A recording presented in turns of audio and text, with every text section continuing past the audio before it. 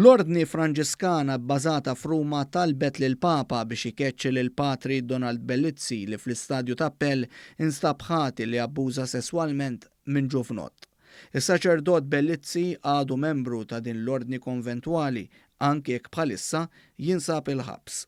L-Arċisqof Charles Scicluna ma ħareġ l-ebda tip ta' azzjoni fil-konfront tal-Patri. Teknikament, Monsinjur Scicluna ma jistax jieħu azzjoni peress li l-Patri nstab ħati li abbuża sesswalment minn tifel huwa membru f'ordni reliġjuża.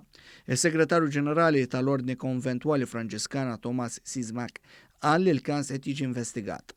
Donald Bellizzi, ex kappellan ta' Burmarrat, kellu sentenza ta' 3 snin ħabs ikkonfermata fl-istadju tal-appell wara l-instab ħati li abbuża minn tifel. Il-każ beda fl-2010 meta t-tifel kienet jiġi mġiel jimmasturba u jagħmel atti indiċenti fuq il-Patri. Min xidda l-annotat anke mill-familja tat-tifel li l-identità tagħha ma tistax tiġi żvelata fuq ordni tal-qorti, it-tifel kienet tittieħed f'dar tal-irtiru f'Burmarrat u anke Marsalforn għal taħdidiet tal-vokazzjonijiet u hawnhekk il-Patri kien jabbuża minnu. It-tifel kien spjega kif il-Patri kien anke immasturba lilu anke fi żminijiet differenti f'kunvent fir-Rabat meta tkun ġejja xi festa fejn kien ikun se jsir l-armar għall-ġimgħa l-kbira. Bejn it-tifel u l-Patri anke sess orali kien spiċċa seħħ. Fil-qorti ntqal kif Father Donald Bellizzi spiċċa jsir ħabib tal-familja tal-vittma u anke kien qed imur jiekol għandhom.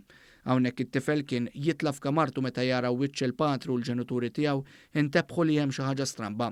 Kien hemm żmien ukoll meta Father Donald Bellizzi neħħolu l-abbatini u tfal mis-servizzi reliġjużi li kien jagħmel u hemm staqsa lil dak li kien abbużah jekk tkellim xi ħaġa. Il-Patri għandu wkoll każijiet oħra mixlibihom dwar abbuż sesswali fuq tfal oħra u fil-possess tiegħu allegatament instab materjal pornografiku ta' tfal.